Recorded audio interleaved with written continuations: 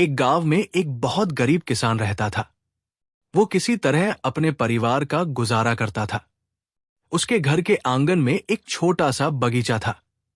किसान ने खूब मेहनत करके बगीचे में बैंगन के पौधे लगाए, लेकिन बैंगन के पौधों में बैंगन नहीं लगे।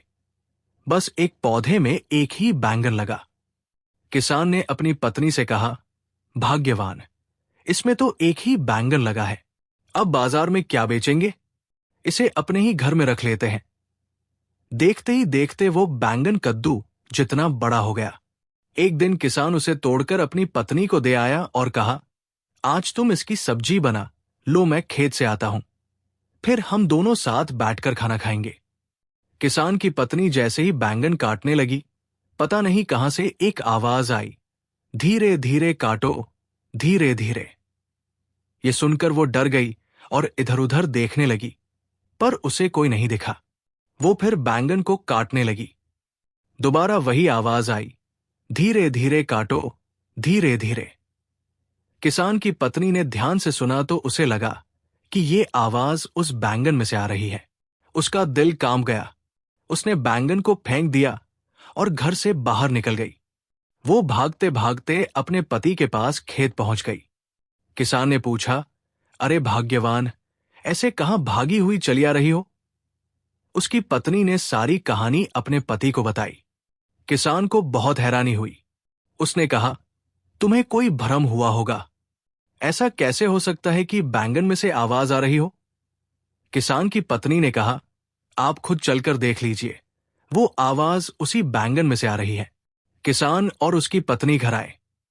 जैसे ही किसान की पत्नी बैंगन को काटने लगी, उसमें से आवाज आई, धीरे धीरे काटो, धीरे धीरे।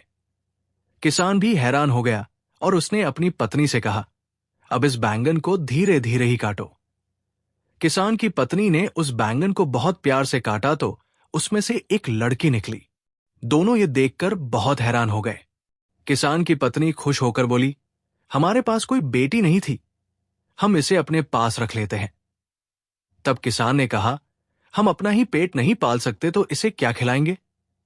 उसकी पत्नी ने कहा, हम जो खाते हैं इसे भी वही खिलाएंगे। दोनों ने उस बेटी को अपने पास रख लिया। क्योंकि वो बैंगन से निकली थी, इसीलिए दोनों ने उसका नाम बैंगनती रखा। बैंगनती भी अपना परिवार पाकर बहुत खुश हुई। धीरे धीरे समय बीता और बैंगनती अब बड़ी हो गई थी। वो बहुत खूबसूरत थी। एक दिन वो अपने पिता के साथ खेत में काम करवा रही थी। तभी वहां से उस राज्य का राजा गुजरा। राजा बैंगनती को देखते ही उस पर मोहित हो गया। उसने पास में खड़े एक आदमी से पूछा, ये लड़की कौन है? उस आदमी ने कहा, ये उसी किसान की बेटी है जिसके साथ वो लड़की काम कर रही है। राजा अपने महल वापस चला गया। राजा ने बैंगनती से शादी करने का फैसला कर लिया। राजा ने किसान को अपने दरबार में बुलाया और अपनी बेटी के साथ शादी करने का प्रस्ताव रखा। किसान ने राजा से कहा, महाराज, वो मेरी अपनी बेटी नहीं है। राजा ने कहा, जो कहना है साफ साफ कहो। किसान ने राजा को सारी सच्चाई बताई। तब राजा ने कहा, मैं बैंगनती से शादी करना चाहता हूं, उसे अपनी रानी बनाना चाहता हूं। आप चिंता न करें, मैं उसे अपनी पलकों पर बिठाकर रखूंगा। किसान ने कहा, महाराज, आप एक मामूली से किसान की बेटी के साथ शादी क्यों कर रहे हैं? तब राजा ने कहा, मैं बैंगनती की सुंदरता से मुग्ध हो गया हूं, अब बैंगनती ही मेरी रानी बनेगी। किसान की खुशी का ठिकाना न रहा। वो भागा भागा अपने घर आया और सारी बातें अपनी पत्नी को बताई। ये सुनकर किसान की पत्नी भी बहुत खुश हुई। शादी का दिन तय किया गया। किसान की पत्नी ने बैंगनती को रानी की तरह सजाया और उसे डोली में बिठाकर विदा कर दिया। अपनी बेटी को विदा करने के बाद किसान और उसकी पत्नी उदास हो गए और दुखी भी थे, क्योंकि वे फिर से अकेले पड़ गए थे। इधर महल में बैंगनती का बहुत धूमधाम से स्वागत हुआ। राजा बैंगनती की सुंदरता के दीवाने हो गए थे। राजा ने बैंगनती का नाम बैंगन सुंदरी रखा। पूरे महल में बैंगन सुंदरी की सुंदरता की बातें होने लगी। राजा की 2 रानियां और भी थी, परंतु राजा तीनों में से सबसे ज्यादा प्यार बैंगन सुंदरी से करते थे। वे हर समय उसी के पास रहते। बैंगन सुंदरी जो मांगती, राजा उसके लिए वो सामान पेश करते थे। वो जो चाहती, राजा वही करते थे। राजा की पहली पत्नी यानी बड़ी रानी को ये बिल्कुल अच्छा नहीं लगता था। वो बैंगन सुंदरी की सुंदरता से जलने लगी थी, क्योंकि राजा अब उसी के साथ ही समय बिताते थे और बड़ी रानी की तरफ ध्यान भी नहीं देते थे। बड़ी रानी को बैंगन सुंदरी बिल्कुल पसंद नहीं थी। एक दिन बड़ी रानी ने बैंगन सुंदरी से कहा, बैंगन सुंदरी, तुम तो इंसान के पेट से पैदा नहीं हुई हो, तो तुम्हारी जान किसमें है? बैंगन सुंदरी ने कहा, बहन, जैसे सबकी जान उसके दिल में होती है, वैसे ही मेरी भी जान मेरे दिल में है। बड़ी रानी ने कहा, ऐसे कैसे हो सकता है? बैंगन सुंदरी, तुम्हारा जन्म तो इंसान के पेट से नहीं हुआ है, तो तुम्हारी जान दिल में कैसे हो सकती है? बैंगन सुंदरी सोच में पड़ गई कि बड़ी रानी उससे ये सवाल क्यों पूछ रही है। बैंगन सुंदरी ने बात को टाल दिया, पर बड़ी रानी पीछा कहां छोड़ने वाली थी। वो जब भी बैंगन सुंदरी के पास बैठती, यही सवाल पूछती। एक दिन जब बैंगन सुंदरी बगीचे में बैठी हुई आनंद ले रही थी, तब बड़ी रानी उसके पास गई और बातों ही बातों में फिर से पूछने लगी, बताओ न बैंगन सुंदरी, तुम्हारी जान किसमें है? बैंगन सुंदरी ने कहा, बहन, तुम मेरी जान के पीछे क्यों पड़ी हो? बड़ी रानी ने कहा, बैंगन सुंदरी, मैं तुम्हारी जान के पीछे नहीं पड़ी हूं। शायद तुम्हें इस बात का ज्ञान नहीं है, क्योंकि तुम एक मामूली से किसान की बेटी हो, पर हम राजघराने के बहुत से दुश्मन होते हैं। बस इसीलिए मैं तुम्हें सावधान करना चाहती हूं। अगर तुम मुझे बता दोगी कि तुम्हारी जान किस में है, तो कल को मैं तुम्हारी रक्षा कर सकती हूं। बस इसीलिए मैं तुमसे बार बार ये सवाल पूछती हूं। बैंगन सुंदरी ने कहा, बड़ी रानी, समय आने पर मैं आपको बता दूंगी। बड़ी रानी ने कहा, बैंगन सुंदरी, तुम ये याद रखना, तुमने मुझे वचन दिया है, अब तुम्हें बताना ही पड़ेगा। बैंगन सुंदरी ने कहा, हाँ बड़ी रानी, वक्त आने पर मैं तुम्हें सब बता दूंगी। बैंगन सुंदरी मन ही मन ये सोच रही थी कि बड़ी रानी उसकी जान के बारे में क्यों जानना चाह रही है। एक दिन बैंगन सुंदरी ने राजा से कहा, महाराज, अगर मैं मर जाऊं तो मेरे शरीर को जलाना मत। इतना सुनकर राजा ने बैंगन सुंदरी के मुंह पर हाथ रख दिया और बोला, बैंगन सुंदरी, ये कैसी अशुभ बातें कर रही हो? बैंगन सुंदरी ने राजा से कहा, महाराज, मरना तो एक दिन सबको है, इसीलिए आज मैं आपको सब कुछ बता देना चाहती हूं। बैंगन सुंदरी ने कहा, अगर मैं मर जाऊं तो मेरे शरीर को जलाना मत, बल्कि एक महल बनवा देना, जिसके आंगन में मेरे शरीर को रख देना और एक बगीचा भी बनवा देना। महल के चारों ओर ऊंची ऊंची दीवारें बनवा देना, ताकि उसके अंदर कोई प्रवेश न कर सके। राजा ने बैंगन सुंदरी को चुप कराते हुए कहा, चुप हो जाओ रानी, ये कैसी अशुभ बातें कर रही हो? रानी बोली, हां महाराज, मैं अभी के लिए चुप हो जाती हूं। बस एक आखिरी बात और कहना चाहती हूं। आप उस महल में बहुत सारा अनाज भी रखवा दीजिएगा और बाकी सारी जरूरत की चीजें भी। राजा ने गुस्से में आकर कहा, तुम चुप हो जाओ बैंगन सुंदरी। बैंगन सुंदरी एकदम से चुप हो गई। फिर एक दिन पता चलता है कि बैंगन सुंदरी मां बनने वाली है, और ये बात पूरे महल में फैल गई। पूरे राज्य में खुशी की लहर दौड़ गई। ये राजा की पहली संतान थी, क्योंकि राजा की दोनों रानियों को कोई बच्चा नहीं हुआ था। राजा बहुत खुश हुआ। उसने पूरे नगर में तोहफे बंटवाए और बैंगन सुंदरी को पहले से भी ज्यादा प्यार करने लगा था। बड़ी रानी की जलन और बढ़ गई। वो बैंगन सुंदरी से और भी नफरत करने लगी। कुछ दिन बीते। एक दिन बड़ी रानी ने फिर बैंगन सुंदरी से पूछा, बैंगन सुंदरी, आज तो तुम्हें बताना ही पड़ेगा कि तुम्हारी जान किस में बसती है। अब तुम झूठ नहीं बोल सकती। तुम मां बनने वाली हो। अगर तुम झूठ बोलोगी तो इसका असर तुम्हारे बच्चे पर पड़ेगा, और अगर तुमने फिर भी नहीं बताया तो मैं पूरे नगर में ढिंढोरा पिटवा दूंगी कि छोटी रानी झूठी है। बैंगन सुंदरी ने कहा, बहन, मैं तुम्हें अपनी सच्चाई बच्चा होने के बाद बता दूंगी।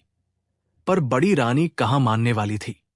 वो बैंगन सुंदरी के पीछे पड़ गई उसे धमकियां देने लगी। हारकर बैंगन सुंदरी ने उसे अपनी सारी सच्चाई बता दी। बैंगन सुंदरी ने कहा, मेरे मायके में जो बगीचा है उसमें एक कुआं है। उस कुएं में एक लकड़ी का संदूक है। उस संदूक में एक डिबिया पड़ी है। उस डिबिया में एक माला है। उसी माला में मेरी जान बसती है। बड़ी रानी ने कहा, तुम्हारी जान तो बहुत सुरक्षित जगह पर है बैंगन सुंदरी। हम मनुष्यों को देखो, कोई भी आसानी से मार सकता है। इतना कहकर बड़ी रानी उठ खड़ी हुई और बोली, तुम हमेशा खुश रहो बैंगन सुंदरी। इतना कहकर बड़ी रानी वहां से चली गई और मन ही मन बहुत खुश हुई, क्योंकि वो बैंगन सुंदरी को आसानी से अपने रास्ते से हटा सकती थी। बड़ी रानी अपने कमरे में गई और अपनी नौकरानी से कहा, एक गोताखोर को बुलवाओ। नौकरानी गोताखोर को ले आई और बड़ी रानी ने उससे कहा, तुम बैंगन सुंदरी के मायके जाओ और वहां एक बगीचा है, उसमें एक कुआं है। कुएं में एक लकड़ी का संदूक है। उस संदूक में एक डिबिया रखी है। उस डिबिया को निकालकर मेरे पास ले आओ। अगर तुम मेरा ये काम करोगे तो मैं तुम्हें 5,000 सोने की मुद्राएं दूंगी। गोताखोर बैंगन सुंदरी के मायके जाता है और कुएं से उस संदूक को बाहर निकालकर उसमें से वो डिबिया निकाल लेता है। डिबिया निकालते ही बैंगन सुंदरी की तबीयत खराब हो गई। गोताखोर महल में आकर वो डिबिया बड़ी रानी को दे देता है। बड़ी रानी उस गोताखोर को 5,000 मुद्राओं की जगह 1,000 मुद्राएं दे देती है। इधर बैंगन सुंदरी की तबीयत बिगड़ती जाती है और बड़ी रानी वो डिबिया खोलकर उसमें रखी माला को अपने गले में डालती है और पागलों के जैसे हंसने लगती है, क्योंकि वो जिससे इतनी नफरत करती थी उसके प्राण उसकी मुट्ठी में है। बैंगन सुंदरी की सांसें ऊपर नीचे होने लगती है और वो मृत अवस्था में आ जाती है। राजा बैंगन सुंदरी के मृत शरीर को लिए हुए बैठे थे और फूट फूट कर रो रहे थे। पूरे महल में शोक छा गया। राजा के मंत्री ने राजा से कहा, छोटी रानी के अंतिम संस्कार का समय हो गया है। तब राजा ने अपने मंत्री से कहा, नगर के बाहर एक दूसरा महल बनवाओ और वहां आंगन में बगीचा लगाकर बैंगन सुंदरी के शरीर को सिंहासन सहित वहां रख दो। ये बैंगन सुंदरी की आखिरी इच्छा थी। मंत्री राजा की बात सुनकर हैरान रह गया और बोला, महाराज, मुझे लगता है छोटी रानी के शरीर को जलाना ज्यादा उचित है। तब राजा ने मंत्री को आदेश दिया कि उसकी आज्ञा का पालन करें और राजा ने वो सारी चीजें करने के लिए कहा जो बैंगन सुंदरी राजा से कहकर गई थी। महल में सारी जरूरत की सामान रखवा दी गई। महल बनकर पूरी तरह से तैयार हो गया और बैंगन सुंदरी के शरीर को सिंहासन सहित वहां रख दिया गया। महल के चारों ओर ऊंची ऊंची दीवार बना दी गई ताकि उसके अंदर कोई प्रवेश न कर सके। अब राजा बैंगन सुंदरी की याद में बहुत दुखी रहने लगा था। एक दिन राजा ने सोचा, बैंगन सुंदरी ने अपने शरीर का अंतिम संस्कार करने के लिए क्यों मना कर दिया था? क्या वो कभी लौट कर आएगी? परंतु फिर राजा अपने मन को समझा लेता कि मरे हुए लोग कभी वापस नहीं आते। राजा बैंगन सुंदरी की याद में उस महल के चारों ओर अक्सर चक्कर लगाया करता था। एक दिन राजा ने उस महल के अंदर से एक बच्चे के रोने की आवाज सुनी। राजा हैरान रह गया कि यह बच्चा उस महल में कैसे आया। राजा ये देखने के लिए उस महल के अंदर चला गया। राजा ने देखा बैंगन सुंदरी का शरीर मृत पड़ा हुआ है और एक छोटा बच्चा उसके पास बैठा रो रहा है। राजा उस बच्चे के पास गया और उसे अपनी गोद में उठा लिया। राजा की गोद में आते ही वो बच्चा चुप हो गया और कुछ देर बाद वो राजा की गोद में ही सो गया। राजा उस बच्चे को बैंगन सुंदरी के पास लेकर वहां से लौट आया। अगले दिन जब राजा उस बच्चे से मिलने गया तो उसके लिए एक खिलौना लेकर गया। राजा उस बच्चे के साथ खेल रहा था और फिर शाम होते ही उस बच्चे को बैंगन सुंदरी के पास लिटाकर वापस लौट आया। ऐसे ही जब राजा उस बच्चे से मिलने के लिए जाता तो बच्चे के लिए बहुत सारे खिलौने और खाने की चीजें लेकर जाता, उसे अपने हाथों से खिलाता और फिर सुलाने के बाद बैंगन सुंदरी के पास छोड़ आता था। धीरे धीरे समय बीतता गया और वो बच्चा भी बड़ा होता गया। अब वो बच्चा बोलने लगा था। एक दिन जब राजा उस बच्चे के साथ खेल रहा था तब राजा ने उस बच्चे से पूछा, बेटा, ये जो लेटी हुई है, ये तुम्हारी कौन है? बच्चे ने एक मधुर स्वर में कहा, मां। राजा हैरान रह गया और वो समझ गया कि ये बैंगन सुंदरी का ही बच्चा है। राजा ने उस बच्चे से पूछा, बेटा, तुम्हें रोज खाना कौन खिलाता है? उस बच्चे ने कहा, मां। राजा बैंगन सुंदरी के शरीर की ओर देखने लगा, परंतु बैंगन सुंदरी उसी अवस्था में लेटी हुई थी जिस अवस्था में राजा और उसके मंत्री उसे छोड़कर गए थे। राजा को बहुत हैरानी हो रही थी। फिर राजा ने उस बच्चे से पूछा, तुम्हारी मां कब उठती है? बच्चे ने कहा, रात में। राजा ने बच्चे से कहा, बेटा, आज रात में जब तुम्हारी मां उठेंगी तो तुम मां से ये सवाल पूछना कि वो रात में ही क्यों उठती है। इतना कहकर राजा उस बच्चे को बैंगन सुंदरी के पास सुलाकर चले आते हैं। रात हो जाती है। बैंगन सुंदरी उठ जाती है। जैसे ही बैंगन सुंदरी अपने बच्चे को खाना खिलाने के लिए आगे बढ़ती है, बच्चा कहता है, मां, मेरा पेट भरा हुआ है। बैंगन सुंदरी हैरान हो जाती है कि इस महल में तो कोई नहीं आ सकता, फिर मेरे बच्चे को खाना किसने खिलाया है? बैंगन सुंदरी ने बच्चे से कहा, बेटा, तुम्हारा पेट कैसे भरा हुआ है? तुम्हें कौन खाना खिलाकर गया? बच्चे ने कहा, राजा जी आए थे और वो रोज आते हैं। मेरे लिए बहुत सारे खिलौने और मिठाइयां लाते हैं। मैं उनके साथ खूब खेलता हूं। फिर बच्चे ने बैंगन सुंदरी से कहा, मां, राजा ने एक सवाल पूछा है। बैंगन सुंदरी ने कहा, पूछो बेटा। बच्चा कहने लगता है कि आप रात में ही क्यों उठते हैं? दिन में क्यों सोती रहती है? बैंगन सुंदरी समझ गई कि राजा सारी सच्चाई जानना चाहते हैं। उसने सोचा, सारी सच्चाई बताने का सही समय आ गया है। उसने अपने बेटे से कहा, बेटा, कल जब राजा जी आए, उनसे कहना कि बड़ी रानी ने जो अपने गले में माला पहन रखी है, उसी में मेरी जान बसती है। दिन में बड़ी रानी उस माला को अपने गले में पहन कर रखती है और जब रात में सोते समय उसे उतार देती है तो मैं जग जाती हूं। बेटे ने अपनी मां से कहा, मां, मैं राजा जी को सब बता दूंगा। अगले दिन सुबह जब राजा उस बच्चे से मिलने के लिए आते हैं तो बच्चा राजा जी से सारी सच्चाई कह देता है। राजा समझ गया कि बड़ी रानी बैंगन सुंदरी से जलती थी, इसीलिए उन्होंने बैंगन सुंदरी का राज पूछा और उसे मार दिया। अब राजा योजना बनाने लगा था कि बड़ी रानी से वो माला वापस कैसे ली जाए। इधर बड़ी रानी बहुत खुश थी। वो महल में सब पर हुकूमत कर रही थी। एक रात जब राजा बड़ी रानी के पास आते हैं, तब राजा बड़ी रानी से कहते हैं, रानी, मुझे आपको एक बहुत जरूरी बात बतानी है। बड़ी रानी कहती है, बोलिए महाराज। राजा कहते हैं, मेरे गहरे दोस्त का एक बेटा है। उसकी मां अब इस दुनिया में नहीं है। वो बेटा अभी बहुत छोटा है। बिना मां के उसका पालन पोषण करना मेरे दोस्त के लिए बहुत कठिन हो गया है। अगर तुम्हारी आज्ञा हो तो उस बच्चे को हम महल में ले आते हैं। बड़ी रानी कहती है, जरूर, हमें आपके दोस्त की मदद करनी चाहिए और वैसे भी हमारी कोई औलाद नहीं है, तो हम उस बच्चे को कुछ दिनों के लिए अपने पास ही रख लेते हैं। अगले दिन जब राजा बच्चे से मिलने जाता है तो उसे समझा देता है कि जैसे ही बड़ी रानी तुम्हें गोद में उठाए, तुम बड़ी रानी के गले में जो माला पड़ी है उसे पकड़कर रोने लगना और तब तक चुप नहीं होना जब तक बड़ी रानी तुम्हें वो माला न दे दे। राजा बच्चे को महल में लेकर आ जाता है। सब लोग उस बच्चे को बहुत प्यार करते हैं। एक दिन बड़ी रानी उस बच्चे को गोद में लिए हुए बैठी थी। अचानक बच्चा उस माला को पकड़कर रोने लगता है। बड़ी रानी बहुत कोशिश करती है, तरह तरह के खिलौने लाकर रखती है, परंतु वो बच्चा चुप होने का नाम नहीं लेता है। अचानक से बड़ी रानी के कमरे में राजा आ जाते हैं और पूछते हैं, बड़ी रानी, ये बच्चा क्यों रो रहा है? बड़ी रानी कहती है, महाराज, इस बच्चे को ये माला चाहिए। तब राजा कहते हैं, तो क्या हुआ रानी? इतनी मामूली सी चीज के लिए बच्चा इतनी देर से रो रहा है, तुम उसे ये माला क्यों नहीं दे देती? बड़ी रानी कहती है, महाराज, ये माला मैं किसी को नहीं दूंगी, ये मेरा सबसे प्रिय है।